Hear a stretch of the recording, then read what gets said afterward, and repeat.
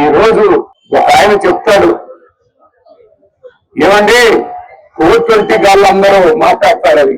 అసలు ఎవరు 420 గాళ్ళని ఈ సందర్భంగా అడుగుతున్నానండి. అసలు 420కి మారు పేరు ఆ చెప్పిన ఆయన 420 అని మాట్లాడుతుంటే ఎంత బాధగా ఉంటుందంటే ప్రజలకి.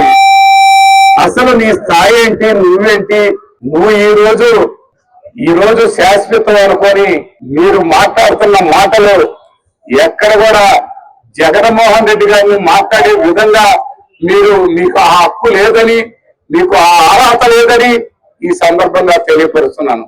మీరు జగన్మోహన్ రెడ్డి గారిని మాట్లాడితే మేము పెద్ద నాయకులు అవుతామని మీ ఇష్టం వచ్చేట్టు మాట్లాడుతున్నారు. మీ చంద్రబాబు నాయుడు గారు ఈ రోజు మాట్లాడే ప్రతి మాట ఇవాళ అబద్ధాలతో కూడినటువంటి మాటలు మాట్లాడుతున్నారు. ఆ అబద్ధాలకు నిదర్శనమే ఈ మెడికల్ కాలేజీలు నిర్మాణం చేసి 10 రన్నింగ్లోకి వచ్చే పరిస్థితిలో ఉంటే అసలు లేవని చెప్పడంలో అదే 420. ఏది 420? వాస్తవాలని అవాస్తవాలుగా చూపించడం అది ధర్మం.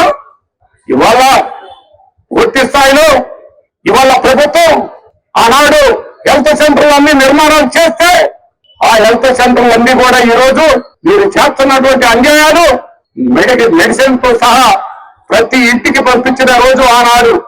ఈనాడు ప్రతి ఇంటికి మెడిసిన్ పోవడం అలా ఉన్నా ఆ హెల్త్ సెంటర్ లో మీరు ఇల్లీగల్ కాంట్రాక్ట్లు చేస్తూ హెల్త్ సెంటర్లో బర్రెలో పడుకునే విధంగా చేస్తున్నటువంటి పరిస్థితి చూస్తే చాలా బాధగా ఉంటుంది. ఎందుకంటే నేను కూడా వాటిని కట్టించిన దాంట్లో నా శ్రమ కూడా ఉంది.